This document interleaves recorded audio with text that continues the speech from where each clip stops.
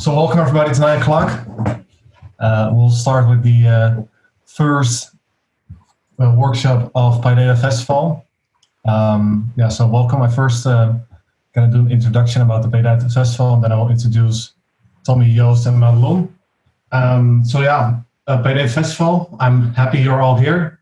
It was a big change going from a conference to an online festival. And I think we have a beautiful program for next week. I want to thank the sponsors for making this possible. And you see here the first day today.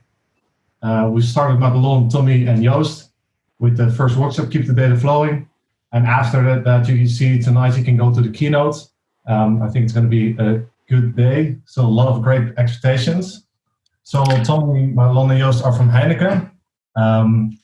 They are going to introduce you to a package called Great Expectations, which helps you with cleaning data. There's a saying in data science, I don't know if you know it, but it says like 80% of the time we spend on cleaning data, and the other 20% of the time we spend on complaining about messy data. So I hope at the end of the workshop that we spend a little bit less time complaining about messy data, especially if you push your models to production. You want to still know the data is as you expect. So I'm going to give the floor to Tommy, Joost, and Madelon. Thank you. So thank you so lot, Cor. Thank you for the introduction. So as Cor mentioned, today we're going to discuss a lot about making sure that the data that is coming into your pipeline is actually data that you think it's coming into your pipeline. So we're going to talk about the package that kind of tackles or tries to help you solve this issue. It's called Great Expectations. This is a great topic for the Monday morning because I'm sure that everybody wants to discuss data pipeline issues in the Monday. Nothing better than that, right? Can everybody see the screen? I hope so. So as Cor already introduced us a little bit, so just shortly about us. We're two data scientists and Joost is a data engineer. We work at Heineken. My name is Tomislav, and I'll be giving this workshop together with Madelon and with Joost. Hi everyone. Hi there. So just to get on, so as I mentioned, we work for Heineken. I think most of you are familiar with Heineken. So for those of you who are not, we make and we sell beer. We've been around for quite a while, so since second half of the 19th century, which is quite a lot. At the moment, although our Heineken, like our main brand, is very familiar with, this is not our only product. So some of you might know that we do have more companies under Heineken doing all kinds of stuff. So in total, it's more than 80 companies. And all these companies have a quite high level of autonomy, meaning that we believe that the local companies that are present in different parts of the world know their customers best. And this is the reason why we give also a certain level of autonomy to our companies. Now, we work within Heineken in a center of excellence for advanced analytics. We started working there. The center of excellence started operating in 2017, and up until now, we've performed over 40 experiments where we seek opportunities to bring value using data within Heineken. And now the time has arrived, to start bringing value and to scale up those experiments and proof of concepts that we developed during this time globally.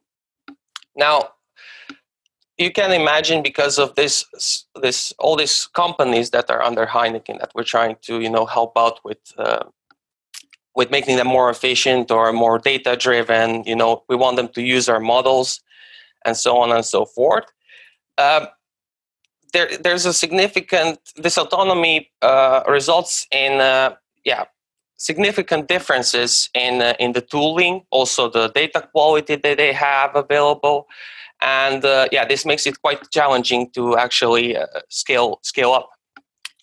Now, today during this workshop, we hope to share our learnings that we learned over this time, and also introduce you to Great Expectations, which is a tool which can help you solve at least part of this, which can help you solve some data quality related issues. By the end of this workshop, we have three things in mind. The first thing, we hope to encourage you to test your data in addition to testing your code. The second thing we're hoping for is that we manage to teach you how to use this Python package, at least on a basic level, so that you can actually apply it in your work. And we would really like to that you get your hands dirty practicing together with us. So we have 2 sessions with which are hands-on. So it would be great if you would also follow along. And Tommy, to interrupt you for a moment, a little bit on the practice. People are allowed to ask questions during the workshop? Yes, of course. All right, so a little bit on the practice side.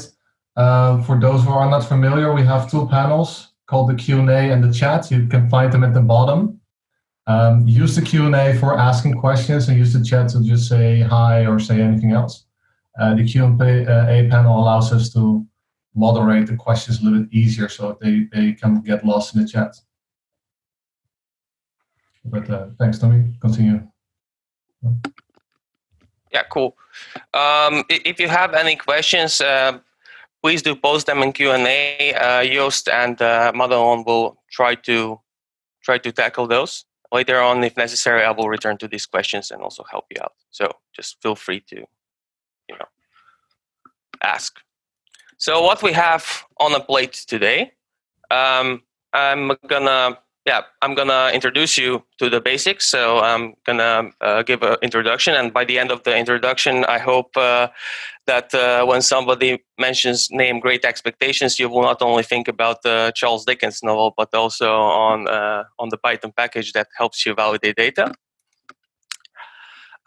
Then we'll go to the hands-on with Madelon, where she will introduce you with a simple workflow. So how to use Great Expectations in the most minimal way possible. Then we will go a little bit step further with Joost.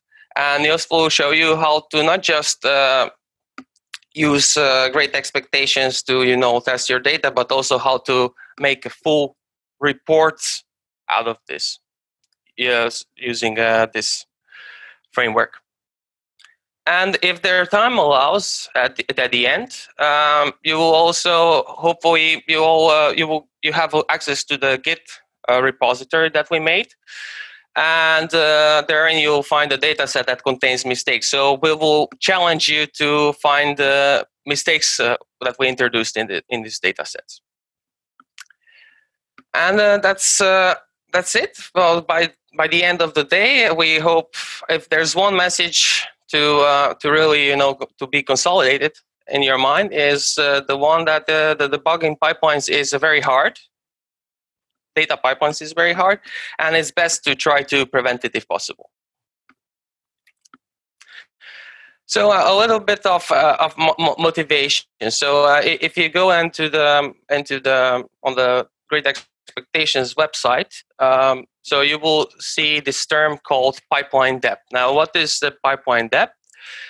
It's best to explain using an example. So approximately 1 year ago, I worked on MVP. For those who don't know, MVP stands for minimal viable product. So it's just like a concept product where I had to predict some, hope you can see my pointer, where I had to predict some kind of sales. And the way that the data was ingested, it was in form of a CSV file. So each week I would receive another file, which is kind of represents, each of those files represents another update for the data. Now the pipeline was quite straightforward. It's just schematically shown here. So we got a bunch of files. You perform some kind of a concatenation, so combining this information. Make transformations, so feature engineering and such.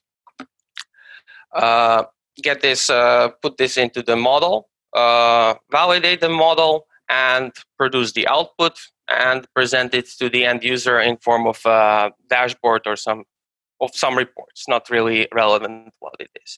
And this worked quite well for some time until the point where it didn't work.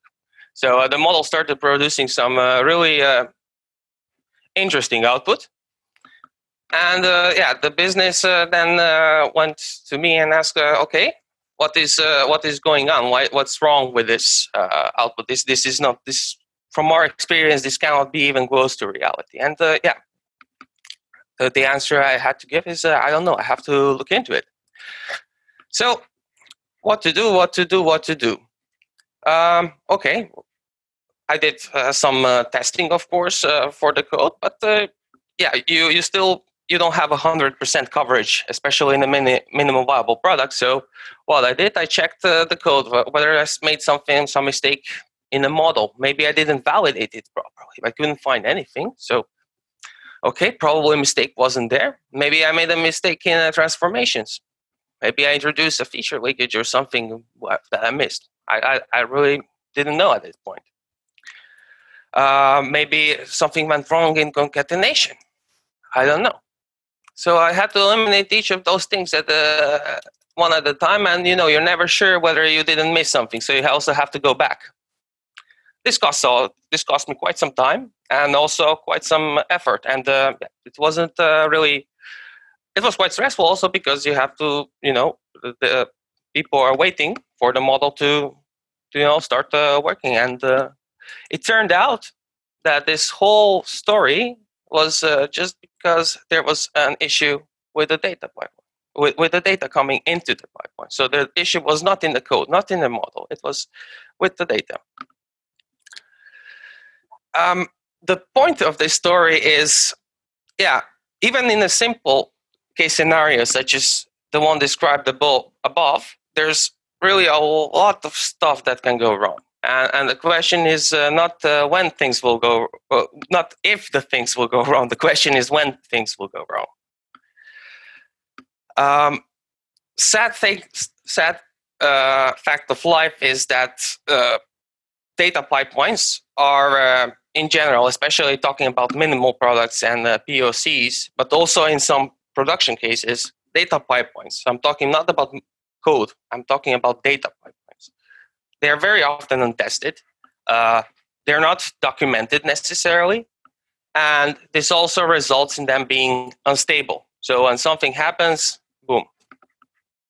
And this is when you think about it, this is really not good, because this can cost a lot of time, a lot of stress. And if the business relies on the output, this will be, you will find yourself in a very unpleasant situation. So generally, talking about code, we tend to test it before we put it into production. But we don't do the same for our data pipeline. So we don't test the data before we ingest it into the pipeline. And you can imagine that in the above scenario, if I had kind of a check here before I started ingesting the data into my pipeline, that would just check whether the data looks okay and provide me with feedback, yes or no, I could have prevented all this very complicated situation, right? Now, this is something that great expectations can really help us with. And so what are great expectations? This is Great Expectations is a command line interface tool or a Python package. So depending how you prefer to use it. Its purpose is to help with testing and with documenting data pipelines. You can kind of think of Great Expectations as a framework that allows you to, quote unquote, unit test your data. It's free, as in beer. It's open source, so you can check the code. You can clone the repo, check the code, modify it if you want. And it's important to mention that it's still work in progress. So the development is still very dynamic. So if you are using it, do keep in mind which version are you using, because some changes are expected in the future. Thinking about the package as a whole and the concept that it represents, you can kind of the highest level overview you can possibly get is looking at it having two components. And these two components are expectations and validations.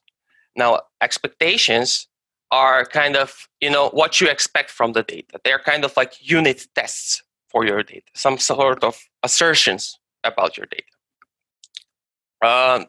Now, these expectations are basically very often just the methods that represent some kind of statements about your data, and they're quite readable for us, for humans. So they have a form like this. So expect column to exist, or expect values in column XYZ to be unique. So this is something that's quite understandable. Now, once we have this expectation set up, we come to validations, which is a second key component. And those validations are evaluations of the data that we have against those expectations that we have defined. And now the outcome of this validation will inform us then whether the data actually matches what we expect of the data. Now, talking about Great Expectations and using it, the basic workflow is very simple, and it's basically centered around a batch of data. So what is a batch of data? You have a data source, right? It can be some kind of SQL database, or it can be just the files on your system. And this can get updated over time. And this means that it arrives in kind of form of updates, or you can call it kind of batches. So batch is your data, basically. Now, once you have a batch of your data, you kind of, you will say what you expect from this batch of data. So this might be something like, I will expect columns to exist. I will expect the values that I find in column X to be between X, Y. Or, for instance, you can expect that the column values are of a particular type.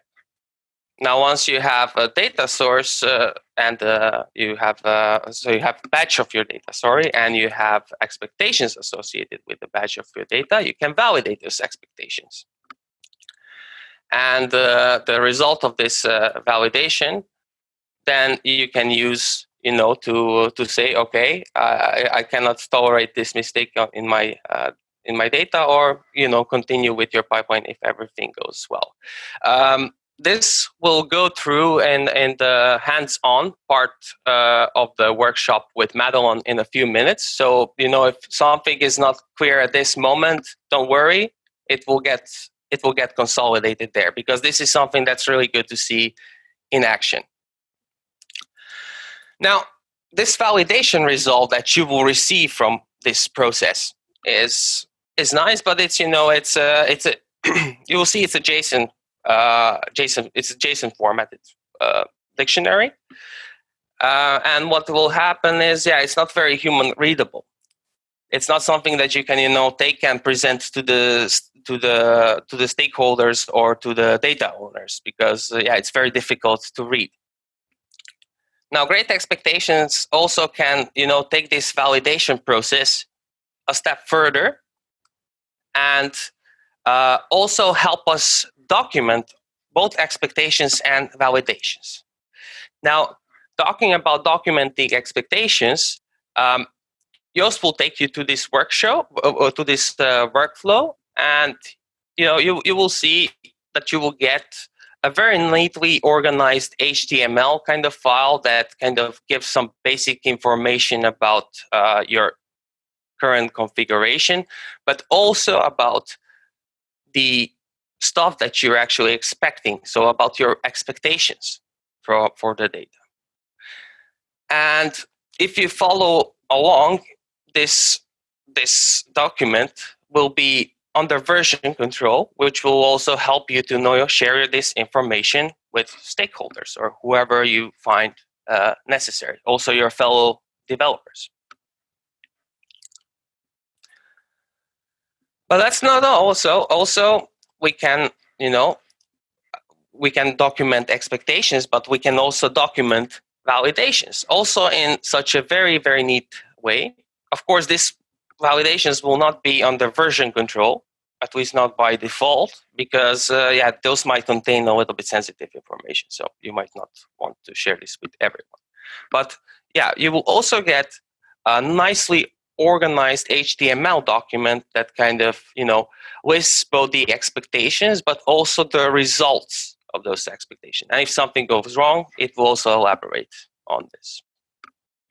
So, all in all, before we move on to the practical part, I hope we have managed to assure you that there are some benefits if you decide to use data validation tools such as Great Expectation in your workflow.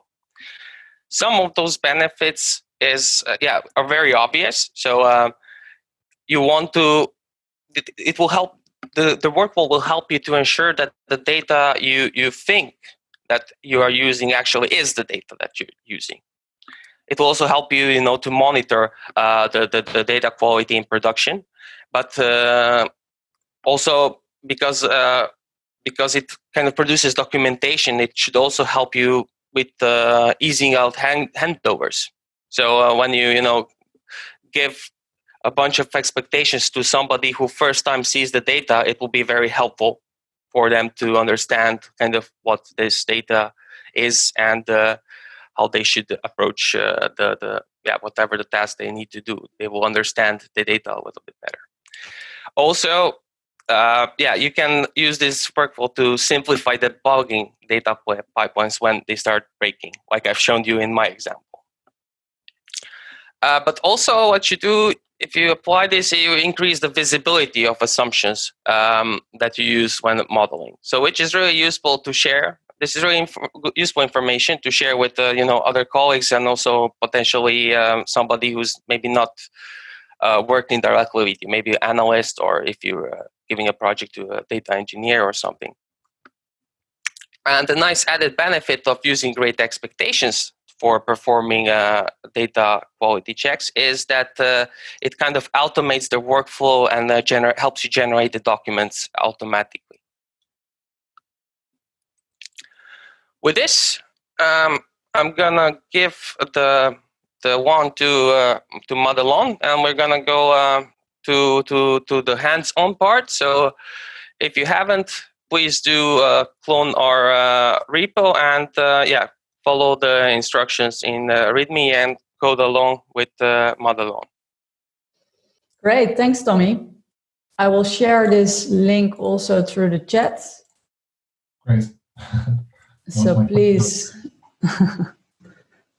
please clone the repository from there. And then we can continue with the hands-on part of the workshop, the first part. I will also share my screen.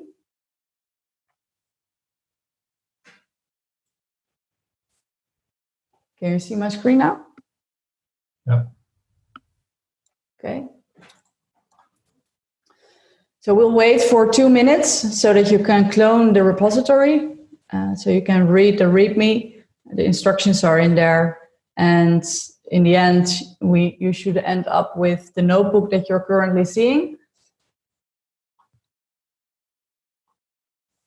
and then we can continue in a few minutes. Don't worry if you don't manage to set up now. You can always go back to the repository afterwards to reproduce the notebook. But please, if you run into issues, you can also ask them through the Q&A. And Joost and Tommy will help you out further. All right, is everyone ready? Please, if you're not, direct yourself to the Q&A and Tommy and Joost will help you further. So we will continue from here. So in this part, we will cover a very basic validation workflow where you can use the API of Great Expectations. So we will implement a very simple data validation pipeline. We will see which expectations are built into Great Expectations itself, but we will also see how we can implement some custom functionality and really tailor Great Expectations towards your domain needs, so to say. So let's start. I hope you can all see this notebook clearly so you can work along. So we first start with doing some imports. And here you see that we are using some pandas related modules from Great Expectations. And that is because we will use the pandas functionality from Great Expectations, but you can also use, for example, Spark or SQL. But for now, we will use pandas. And before we continue with the Great Expectations functionality, let's first have a look at the data that we will be using. So today we will be looking at weather data from Brazil from 2013. And we think this is an interesting data set to have a look at because, as we said already, we're from Heineken. And at Heineken we sell beers that sometimes are more popular in, for example, the summer or the winter. So in general, winter or weather data is interesting to us to analyze. So let's have a look at this file. So what you see here are some columns, and each row contains a measurement, a weather measurement from a certain location, which is identified with the ID. And each location, like measurement location, has a latitude, a longitude, it's somewhere in a city. And then each measurement is from a specific hour during a day. So we are looking at this data file that is in the repository, Weather Brazil 2013-01, which means we're looking at a data file that contains all measurements from all hours in a given month.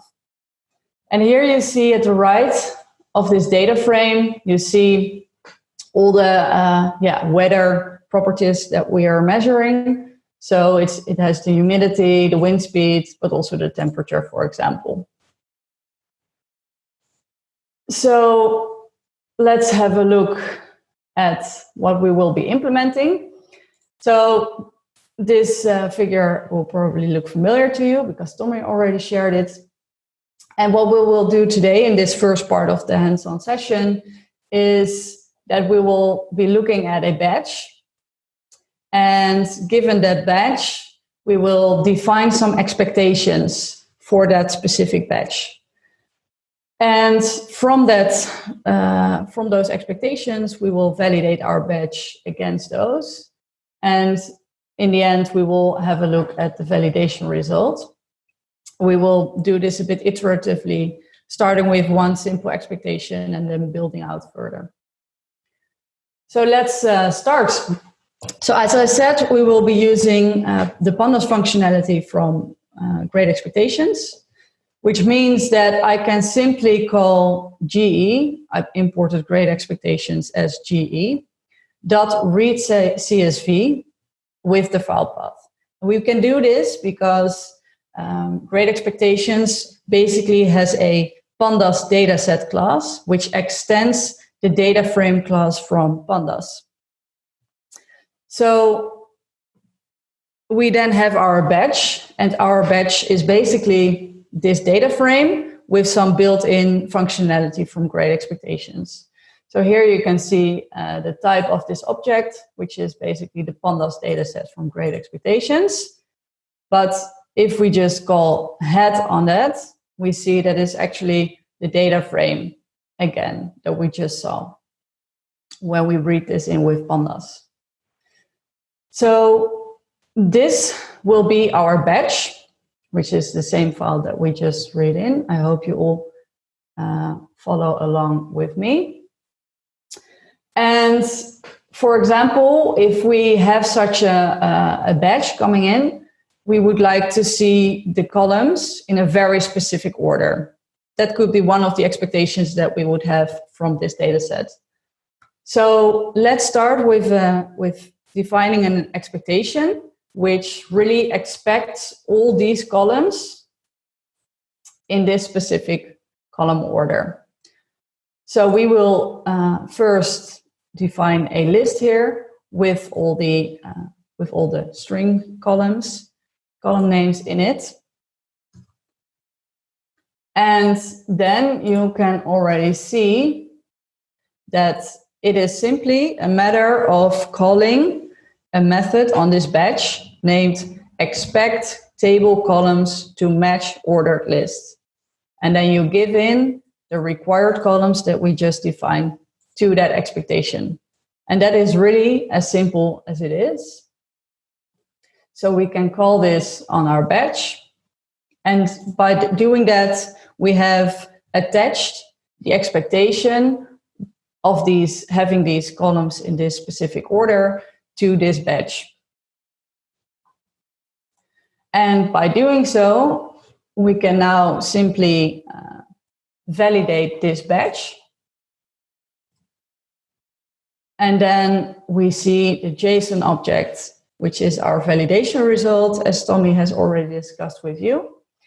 And here we can see some statistics of this specific validation run. So here we see that we have evaluated one expectation and that given expectation validation was successful. So our success percent is 100%. And we see here a key of success, which denotes the overall success of the entire validation. So imagine you have more expectations at this batch, then this would give back false if any of those expectations would return unmet by that batch. So here we have some metadata as well that denotes the runtime, etc. of this validation. And we also see some very detailed information about the expectation that we just did. So here we see our expectation that we set. So expect table columns to match ordered lists. And we gave this list as the expected values. And here on top of it, you see the observed values. So if it slightly differs from the expected results, then you would see that, for example, the column ID and elevation are swept, for example. And that's, so here is identifier if this expectation was successful or not. So this will be false if this specific expectation would not be met by this batch. All right, so now if we, for example, would integrate this into a package or a data validation pipeline, then we could fire off the rest of the pipeline to continue if all the expectations are met by just getting the success key from this validation result.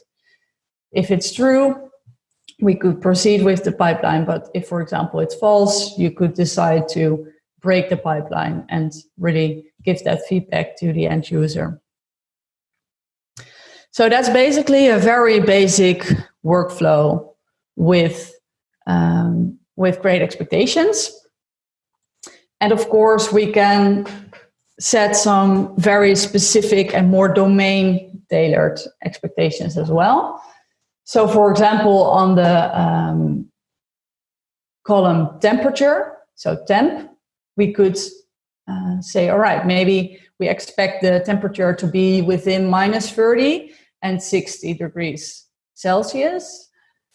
We, of course, looked it up for Brazil, and it's more or less, I think it's the minimal temperature being measured is -14, and the maximum around 45 degrees Celsius. So in the future, we would expect that it's somewhere within these bounds.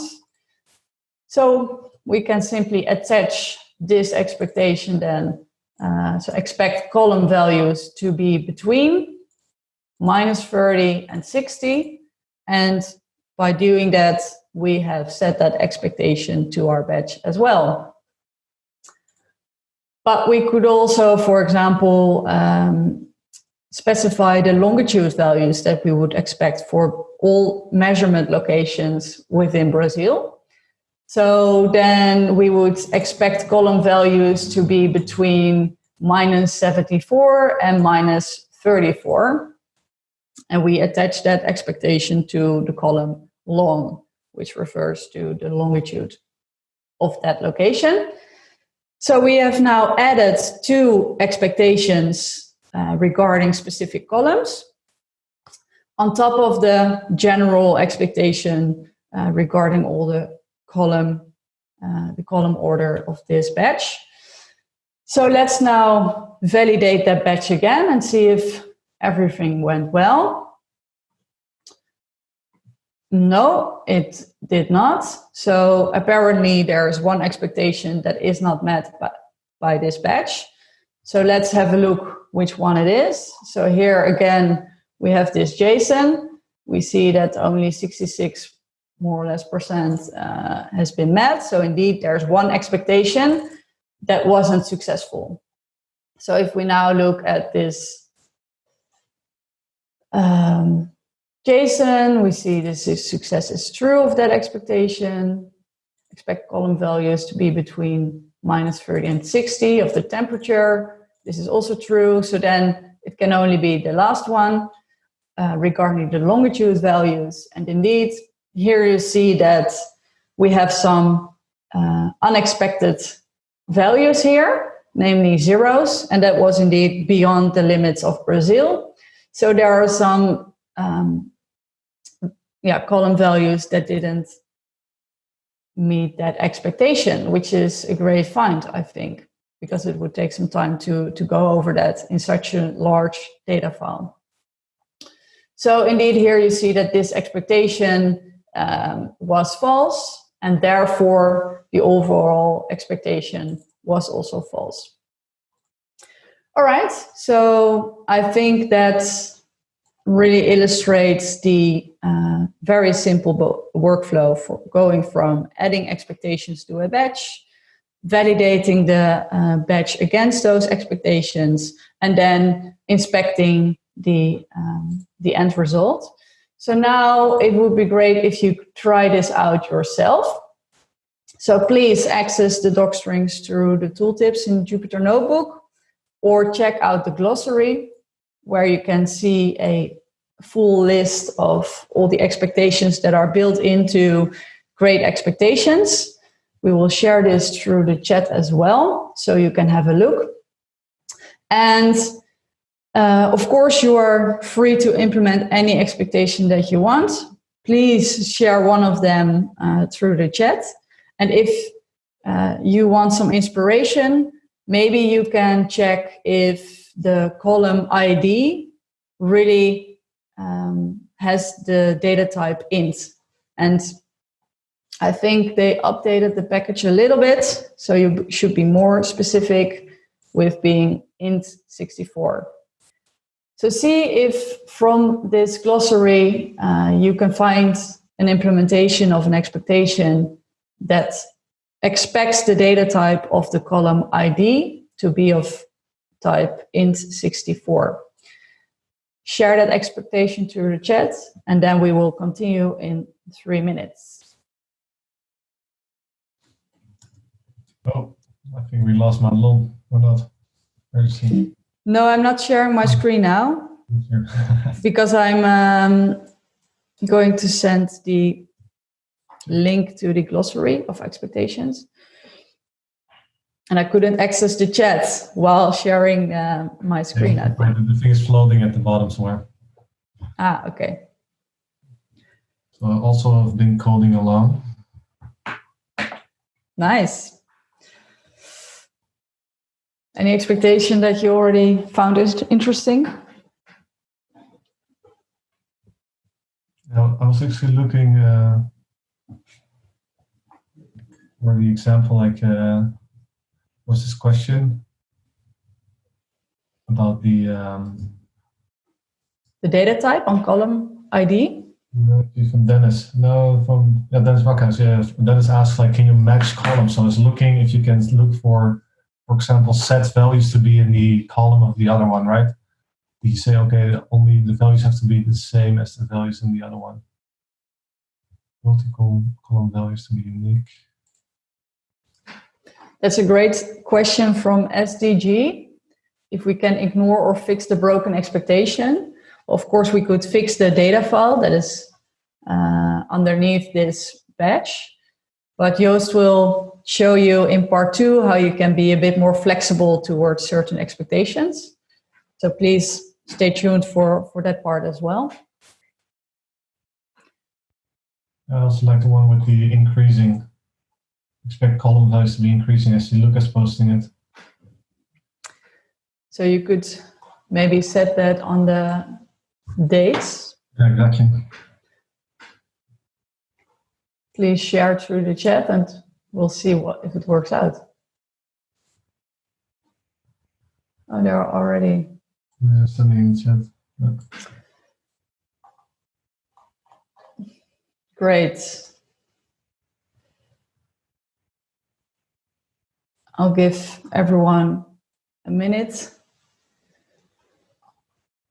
So I see that Aiden has managed to implement the expectation that we would be setting on the column values to be of type integer. So if you actually run this, you will see that integer is not specific enough. If you change it to int 64, fortunately, it's still true. So indeed, that's how you could set this expectation on the column ID. Let's see what we have for other. So from Karsten, we have an expectation on the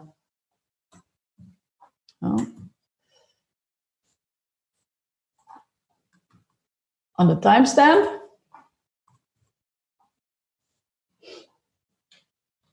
Let's see. Okay, yeah, that's the perfect description then of these timestamps. We have another one on the air pressure. I think that's between 900 and 1050. Oh, that's interesting. So we here have some unexpected values as well, being 0, which probably doesn't correspond to a correct air pressure. So, okay, now we have added these 3 expectations. I will stop my implementation here. But that's great. So now we can validate this batch again with these expectations attached to it. And here then you see the results. So we have now evaluated in total 6 expectations, of which 4 were successful. And the overall success is false because indeed we had like the column values of zeros of the longitude, location, coordinates. And here we can see now that we've added your expectations that you shared with us through the chat. on the datetime format, and also on the air pressure. So I think the authors of this Kaggle dataset should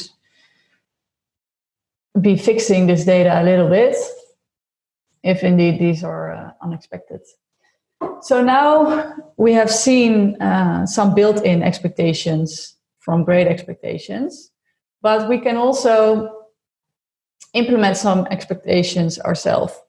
And we can do so by extending the pandas dataset class from grade expectations. That allows us to make use of all the built-in expectations from grade expectations itself, but also use our custom expectations. So we do that by defining this new class here. So this is our batch still. So we have our class, which we call the custom pandas dataset.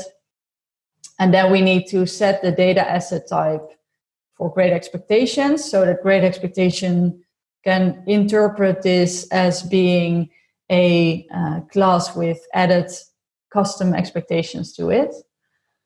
And by using this decorator, we can define some multi-column expectations. And from this data set, so from our batch, we could, for example, implement an expectation that checks if every ID has exactly one combination of latitude and longitude values, because it will remain on the same location. That's what we assume now. And we want that there are no different values for these coordinates for that specific location. So we will not fully go over this implementation, but it's important that we check the column combinations to be unique, where we check it on the first column ID. And for doing this, you have some expectation format that you need to cohere to. So for example, we should have a pandas series with a Boolean indicating for each row if it is successful or not. So if that expectation is met or not. So it should hold a false or true for every row. And here we implemented some functionality to check if for each ID value, which we group on here, the combination of values in the other columns that we give in with the column lists are unique. So you can go over this expectation in your free time later on, but for now, let's see what it does. So to make use of our custom expectation, we need to read in this data file again. So we need to, and that is because we need to define that we need the custom pandas dataset class rather than the usual pandas dataset class built into grade expectations. So we can now read our batch in with the custom pandas dataset here, and then we see that indeed our type now is the custom pandas dataset. So we, because we have now overwritten our batch, we want to attach those expectations that we already set first. So we have the required columns, we had an expectation on the temperature and the longitude, and then we had, of course, your expectations. And you can add them as well. And now we want to make use of our custom expectation. And we can do that simply by calling our expectation, which was expect columns combination to be unique.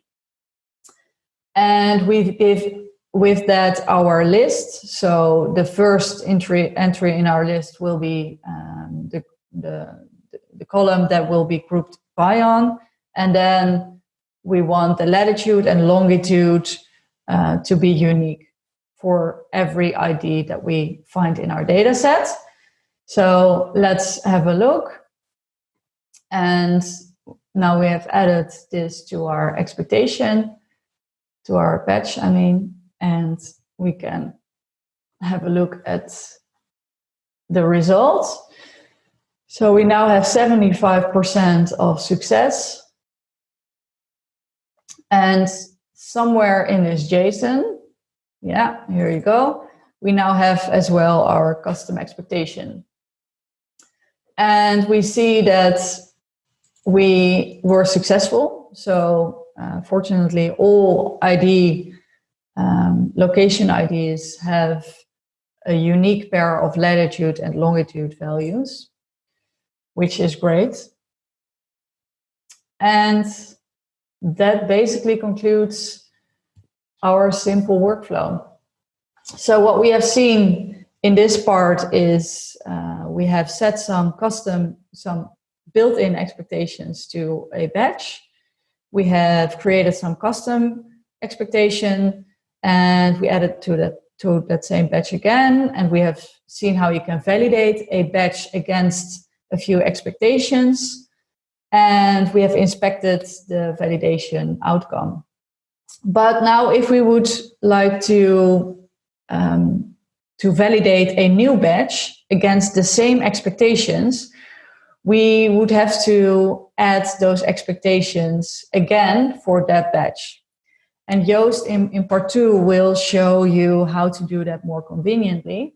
And he will also show you how you can generate those better interpretable reports.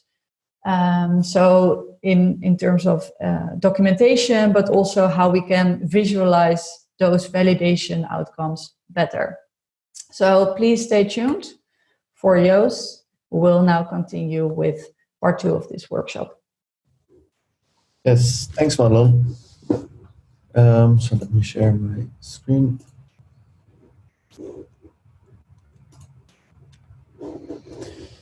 Yeah, so now that we've used a more API sort of functionality from which Madelon explained, this part is more about how to go from like a quick overview to an actual production-like environment.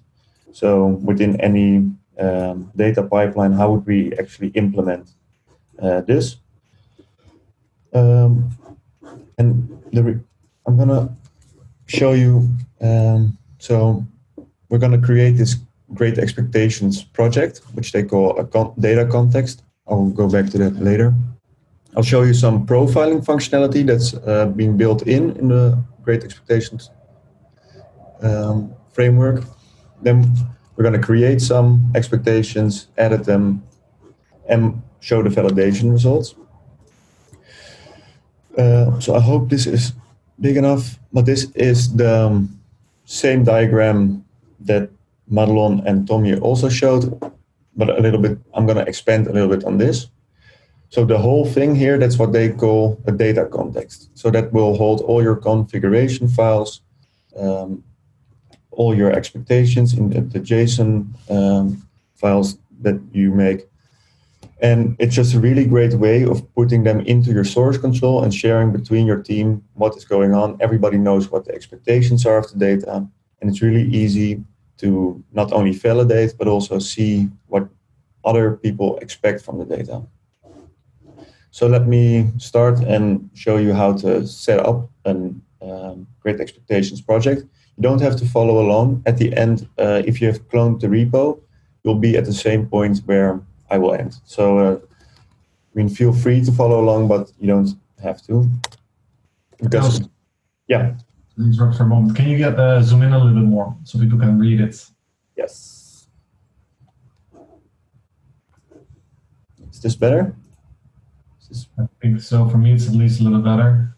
Can you go maybe also put the, let's set VS Code in full screen at the top left. Yep. Yeah?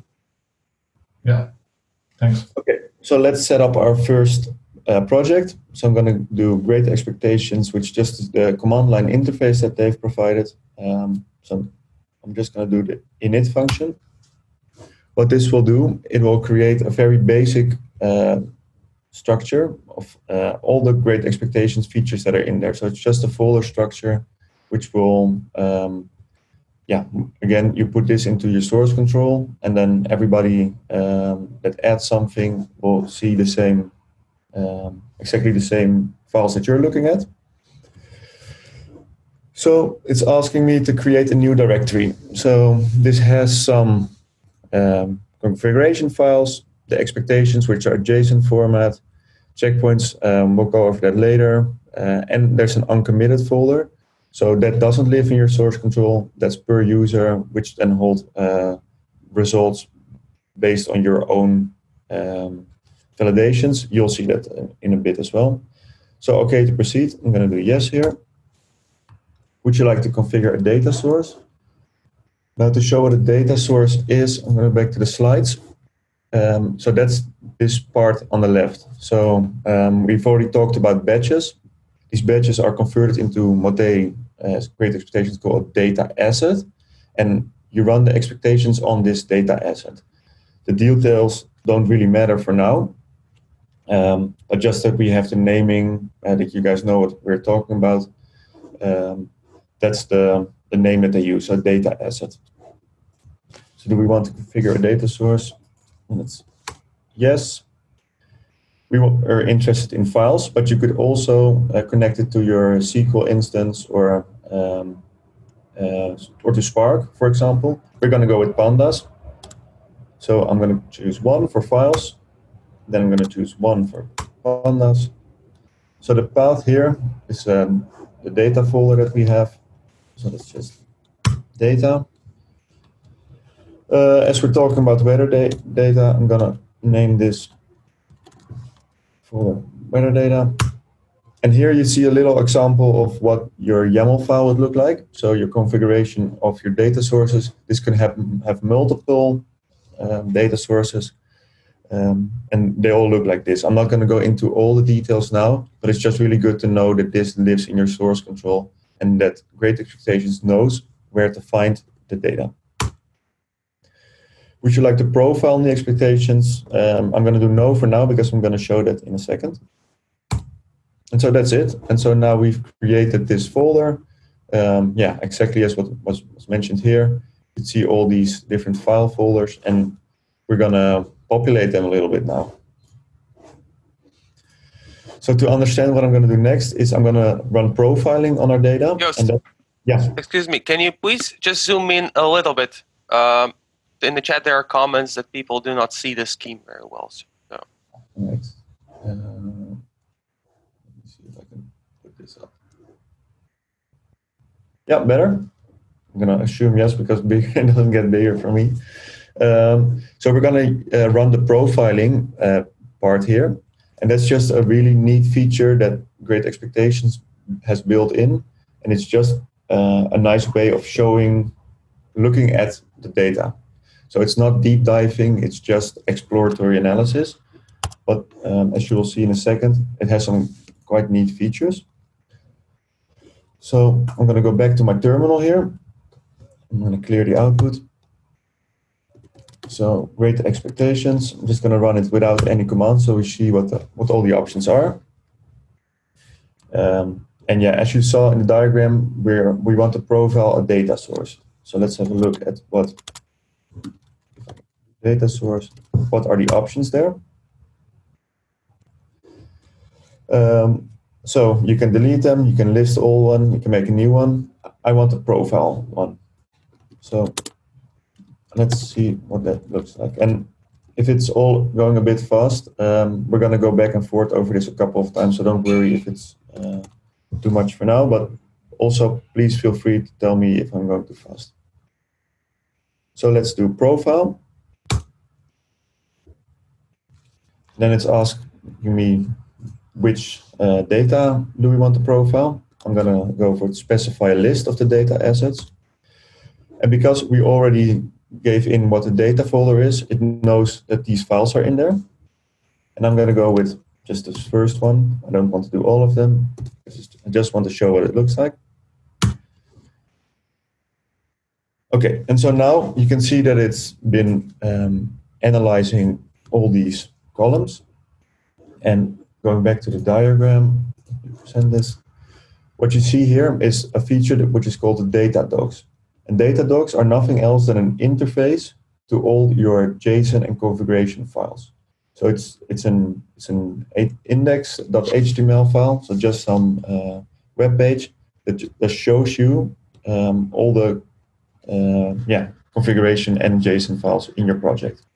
So what it's asking me now is, do I want to create this data docs for you? So I'm going to say yes here. So now it's building the data docs, and it automatically pops up here. And so this is the interface that you would get if you would run it in a more productionized environment. So you can see what all your runs have done, what the expectations are. So let's go into this profiling. So here you can see these are my profiling results. I'm going to go in here. So first column, ID, it expects it to be, so we haven't told it anything about the data yet. This is all just assumptions that it's making. So there's 112 distinct values in this. These are some of the example values, and it's of type int. For elevation, it expects it to be float, etc., etc. Cities here, which is just a really neat way to get like some really high overview really quickly on your data. And for some of the values, if it thinks that it makes sense, it'll do some more than just type checking, but it will also give you the mean, minimum, maximum, plot out some histograms. Again, these are not tailored specifically to your data, so sometimes they work a little bit better than others, but it's just a really good way of like going from nothing to some sort of idea about your data. So I'm going to go back home here. So that was the profiling part. And the next step would then be, so all these expectations that Madelon and Tommy also showed, within a production environment, these will be bundled together in what's called an expectation suite. So that's just your, it's just a store of all your expectations. So just a way of, like collecting all the expectations. And you can edit or add these expectations through Jupyter Notebooks, which I'll come back into a second. But let's first create an expectation suite. So again, great expectations. Let's see what all the options are. I want to go with suite because we want to create a new one. So suite, and then again, you can delete, edit, list them. We're going to go with new. And I'm going to show you what the options are there. So I'm going to create a new one, but I'm going to give it two flags. So the one is a suite, so the suite name. I'm going to call this demo suite because we're doing a demo now. And I want this to be empty because I just want to start from scratch to show everybody what it's look like if you don't have anything in it. Because otherwise it's going to populate it based on the profiling. So there'll be some basic expectations there, but for this we don't want that. So I'm going to run that. What data assets do I want to run this on? So again, the first file that we've been using. And it's opening up two things now. So one is the edit your expectation suite. The other is again the data docs. So the expectation suite, that's what you saw in the, that's this bit where this is your interface of editing your expectation suite. So they provide you with a Jupyter notebook that allows you to edit your expectation suite in a really easy manner. So let's have a look at that. The first part is just some boilerplate code that they made. What is important here is that it's loading the context. So again, that was this whole project. Then it's giving it an expectation suite name, which we just created, which was all the expectations.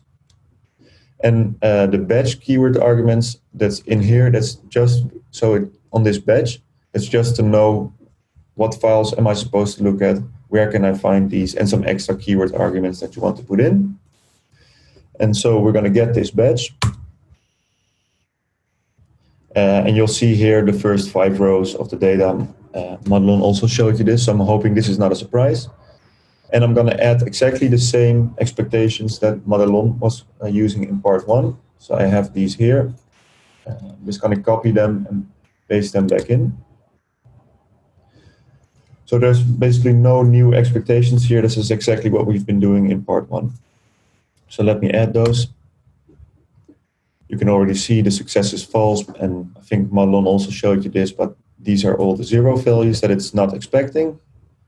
And then I'm going to save and review the expectations. What it's then going to do is it's going to run this expectation suite as well. So in here, it's automatically going to validate this, and it's going to come up with an expectation validation result.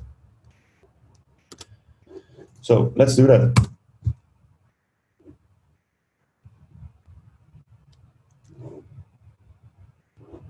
So here we go. Yeah, so this walkthrough, great for the first time, but I'm not going to go over that. Feel free to do it in your own time. I'm going to be clicking it away constantly. Okay, so here you see an expectation result. It's exactly an interface to the JSON file that's in your project structure. So here you see that we defined these column names and in order. That worked out fine. But for some reason, there's 0 zeros in here for 744 of the rows. So for 0.9%, we have unexpected values. And this one, this one passed. So I just want to show you quickly where to find this JSON file that you're actually looking at now. So in here, you have your demo suite.json, and this is the file that you put in your source control that everybody can have a look at. But obviously it's not really readable. So that's why you have the data docs. But it's good to know that it lives here in your source control. Okay, so now we want to fix this, right? Because, we are either, our validation reports are failing. So we can either change the data itself, or we can change the expectation. And with normal software engineering, I think tests should be really rigid, and that's really good. But with data, as it's flowing and stuff can break, they've built in a great feature, and that is to say that we want this to be true most of the time, but it's also okay if it's not always correct. So I'm going to say this needs to be correct mostly 95% of the time. Joost, can you zoom in a bit on the notebooks again? Yeah, I bet. Thanks. Okay, so I want this column to be within values between -74 and -34, 95% of the time. So let's run this again. Then I'm going to save my expectation suite again. And then it's going to automatically run this. Open up the walkthrough again. And here now we can see that it passed, even though that we have an unexpected value of count of 744, with 0.9% unexpected. We just say it's okay if it's not always 100% correct. And so if we're going back to the document, like the index of the docs, we have your validation results, which are also stored together. And this is more so we understand what's exactly going on. We had one validation result before, and this is just a store of all your validation results. And again, this is an interface in your data docs to your expectation results. So here you see these validation results.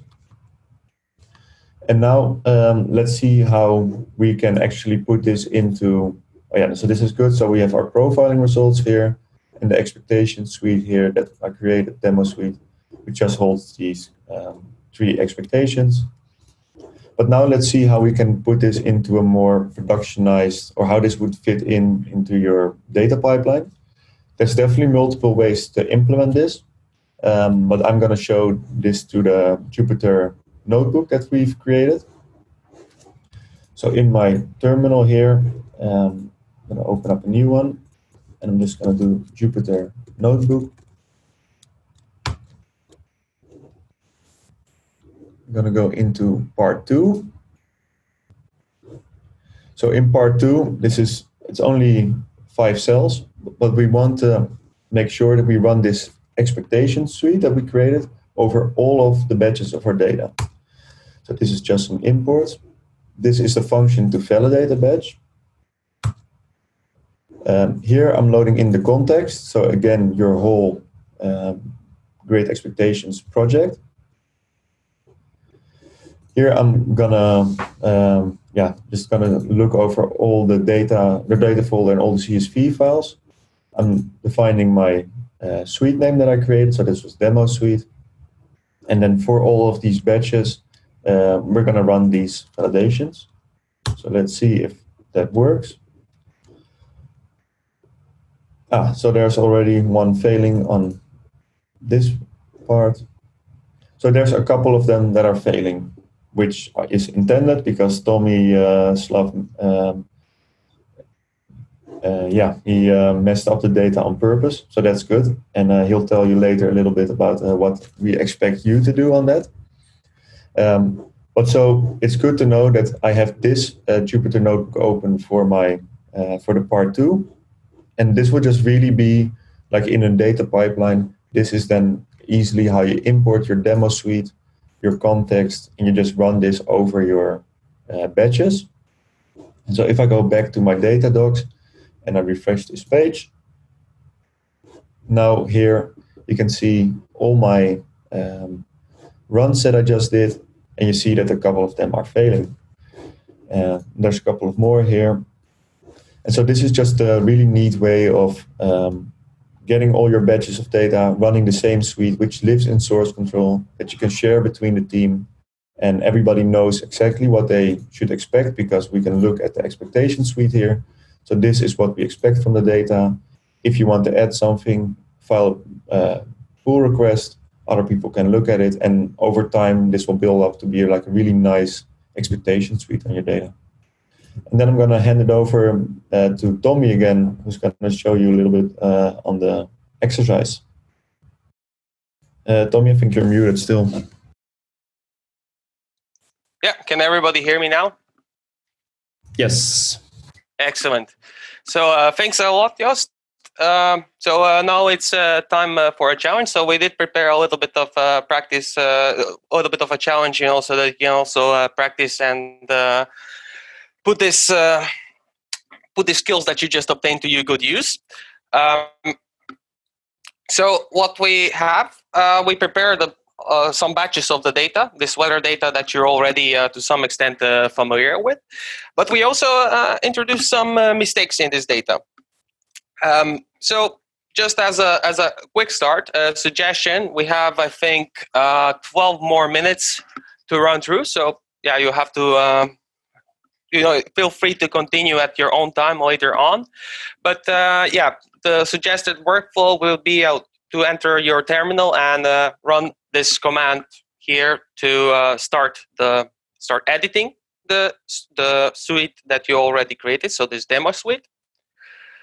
And yeah, you will enter the notebook and start using this batch expect syntax that Madelon and Joost went through with you, and use the workshop PyData part 2 notebook, to validate the expectations that you have made and saved in step 2. And please do let us know what you found. We're very interested. I think some of those expectations already were found during the demo, but there are more. So here are some hints for what happened.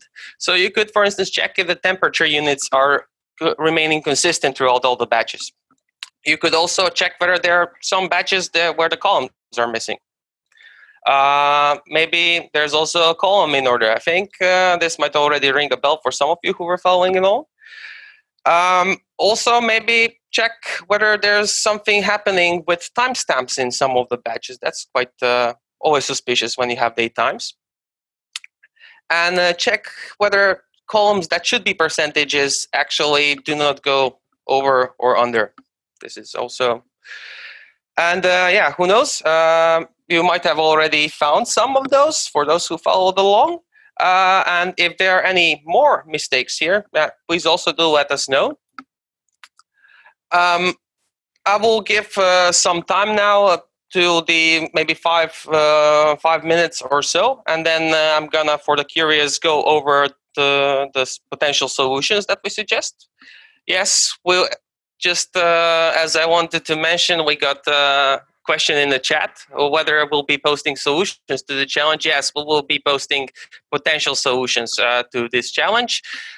There, as you know, many ways to skin a cat. So these are just our suggestions to tackle this particular challenges. So yeah, please do get on with it for those who want to follow along. So here is the information that you might that might be worth looking at for you. And in the meantime, we can use this time to maybe answer some of the questions that you might have.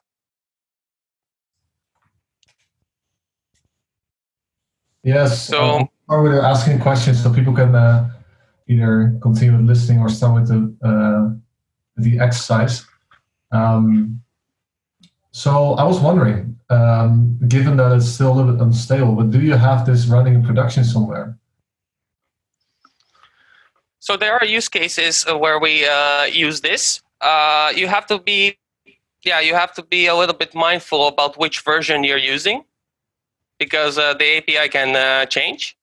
But yeah, as far as, do correct me, Joost and Madelon, as far as we know, this is the tool that's really the most convenient, for the reason that it not only helps you find mistakes in your data, but also for the fact that you can use your business knowledge about the data, your expectations, no pun intended, about the data, to also create documentation. So in a sense, what authors of the package like to say is that tests are docs and docs are tests.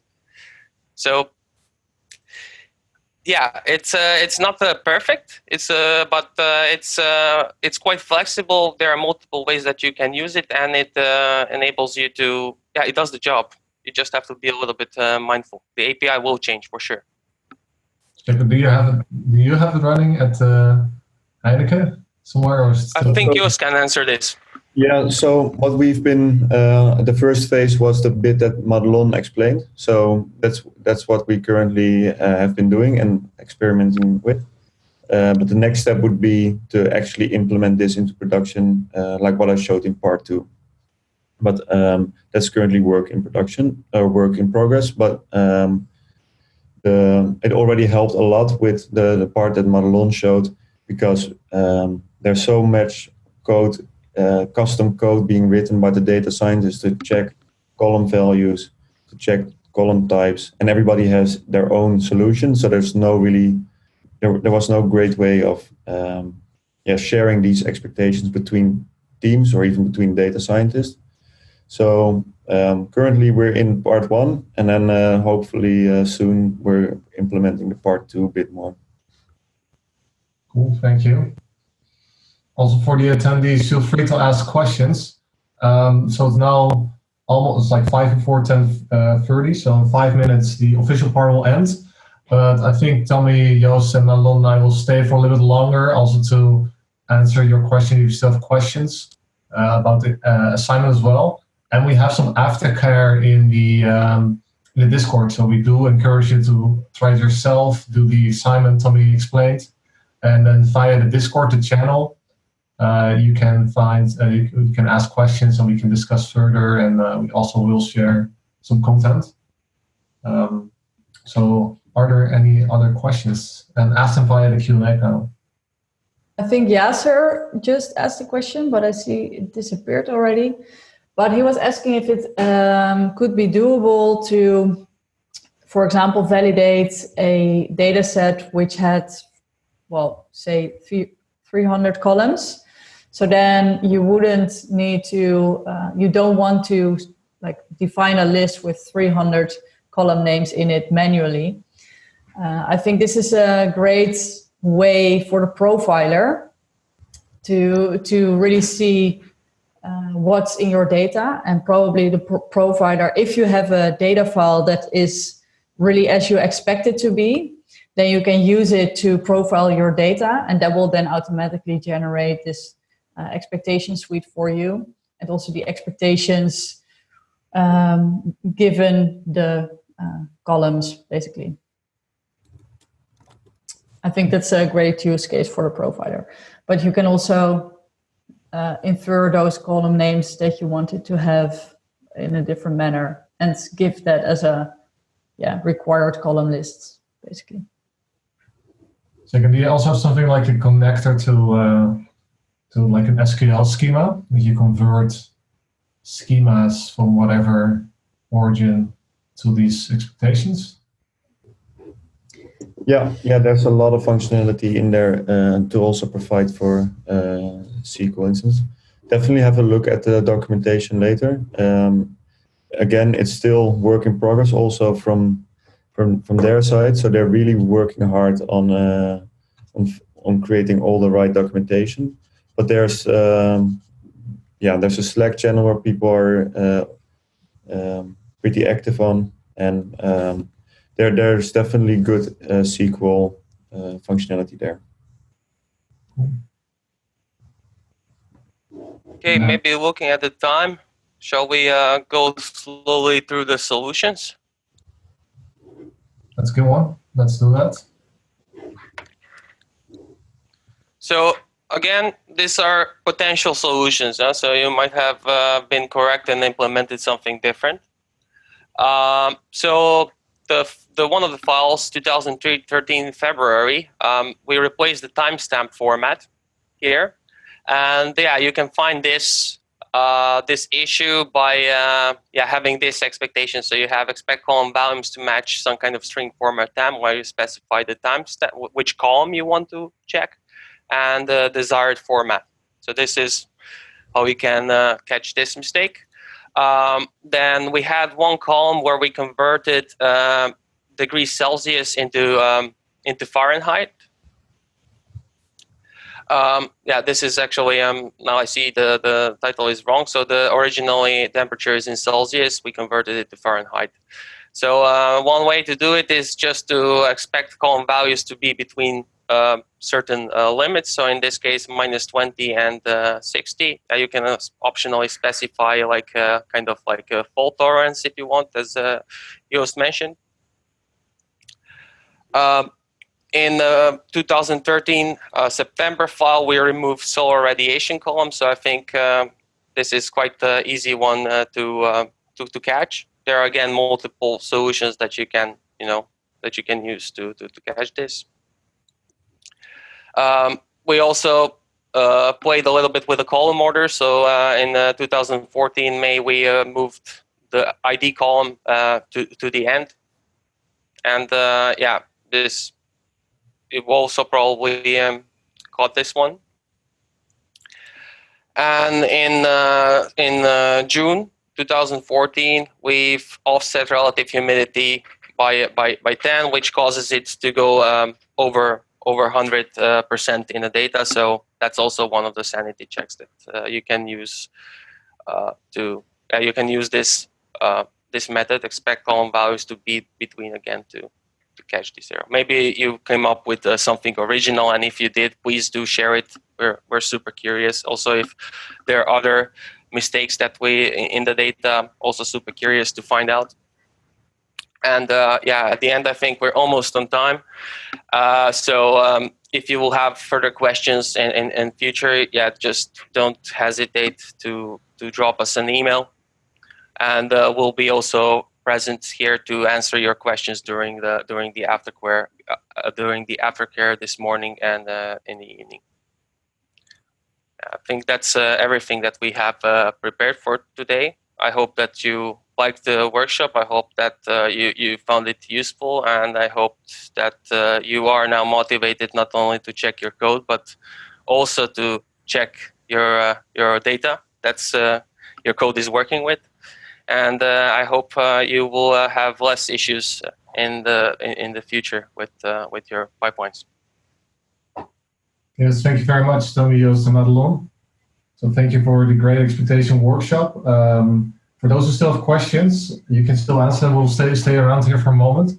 I already saw it one before, so it's kind of similar. But if you talk about data drift, is it possible for within Great Expectations to define something saying, hey, we used to have this data set.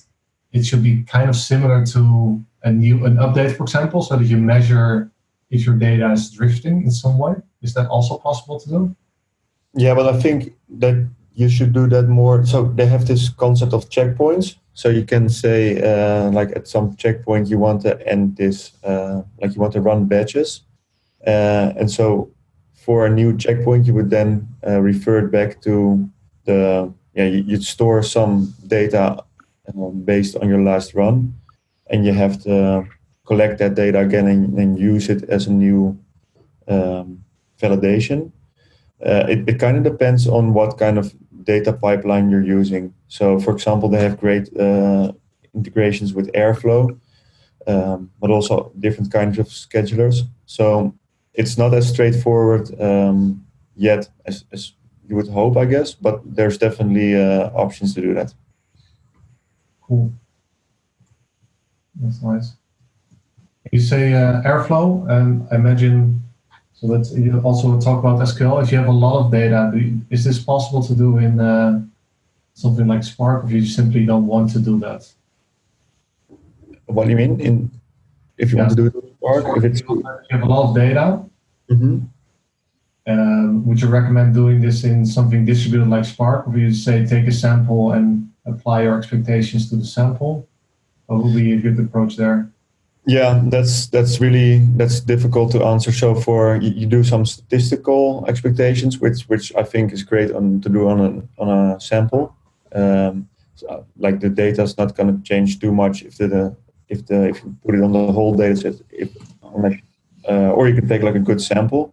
But the other thing is where you really want to make sure that all the data is correct, then you need to scale up with something like Spark or whatever. So it depends a little bit on the use case. We didn't go over that too much, but there's a lot of like statistical expectations as well, which are really nice. So you could check like what the distributions are for certain values, and then I think a sample would be sufficient. But if you want to be really rigid and make sure that all of your data is correct, then you need to check all the data and you need to scale up in some way. So either a SQL or like a Spark, whatever fits your use case. It's supposed to be really flexible between different technologies. Yeah, but also talking about like why would you check? Like if you receive the data in batches, there's I don't see that many use cases where you want to like check everything all the time, right? No, I think indeed, like Joost answered quite well. Depends on the use case. Yeah. And I got a question here from Marielle. Would using Great Expectation be a good substitute for checking for missing values or outliers? Well, I think... Madelon, answer this one. So Great Expectations has some custom, not custom, but built-in expectations that check if, for example, column values are null. And I think it's called expect column values to not be null. So then it checks if you have any missing values. And then on the outlier part, I think they have, so you can check for certain distributions. Outliers are of course always a bit complicated to check because it really depends on how you define an outlier. So therefore you can also check you can be really narrow on the range that you expect your column values to be within, for example. Okay. can you use? Yeah, another question from Jessica. Can you use Great Expectation to define actions? For example, if an entry does not adhere to a criterion, drop it from your dataset, but store it in a different file? That's a really good question. I don't think the Great Expectations itself will help you in that, but you can use it as a tool. So based on your results, you know which rows are unexpected, and then you could write some other functionalities in your pipeline. So maybe if it's Airflow, you'd write some sort of Airflow operator that will grab these files and store them somewhere else.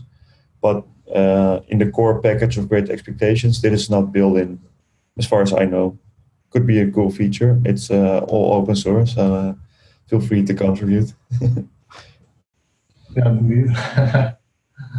So that actually brings to the question, like, it also depends a little bit, of course, on what is expected down the pipeline, right? So if somebody's expecting the column to be there, it might break also the whole thing. Yeah. It would also be like nice to have this review, sort of like you say, okay, this is going to be accepted, and the other one's going to be review. Or yeah. So in terms of maybe that's what the actions was about. You can definitely hold, like you can post. You can, for example, post to Slack if something's breaking, or you can stop your pipeline by giving out a signal. So that's definitely sure. But again, it all depends a little bit on your technology stack. I think they implement validation operators. I believe you didn't mention them yet, but you can implement whether you send out notifications through Slack, for example, based on the validation results. And then you can also implement custom validation operators. So for example, it would be very nice to see if indeed you can implement such actions through that. yeah. Cool. Looking at the no more questions, I'm gonna take this moment to yet again share with you the slides for today. So talking about open source and contributing to open source. At 12:30 today, we have a sprint preparation. This is for those who want to get prepared for contributing to open source, especially if you've never done it before. And it's in preparation for our Saturday where you contribute to open source pandas. But maybe next year, for example, if you can ask Great Expectations to join us and host a sprint for them. And we're looking forward to having you during the lunch. And also definitely join tonight for a keynote and the opening notes. And we have 2 more talks. So I hope you enjoyed the workshop. Thank you again, Tommy, Joost, and Madelon from Heineken for joining us and explaining Great Expectations. Yeah, thanks for having us, Cor. One more question though. I'm curious if there's a link with the novel. That's the one for Tommy to... Yeah, I'm not familiar with it, but there might have been probably an internal discussion which has moved the expectations part of the expectations package by the authors. But I cannot elaborate further on that. We have some theories, but I think that's for later. For offline, all right. Cool. So you'll be in Discord for the next hour still, and also tonight. So anybody who's working on the assignment, use the time to ask Joost, Madelon, and Tommy for questions if you're stuck, and also collaborate with each other and communicate. So good luck. Cor, you will be sharing the slides, right? Yeah. As well? Okay, Okay, perfect. Somebody from the committee. Okay, perfect. Thanks. Cool. All right. Thanks all. Okay.